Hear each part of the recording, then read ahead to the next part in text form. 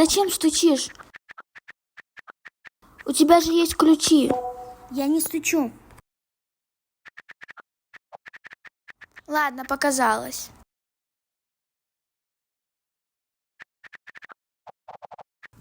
Да хватит! Это не я.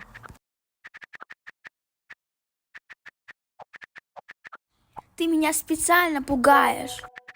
Да это не я. А кто? Я не знаю. Не ври. Я в магазине с мамой. О, нет. А кто это? Что? Мне страшно. Закройся в ванной. Ладно, я уже бегу. Мы идем. Быстрее. Хорошо. Я уже в ванной. Мы скоро. О, нет, Молодец. он сломал входную дверь. Он идет в мою комнату. Я слышу шаги.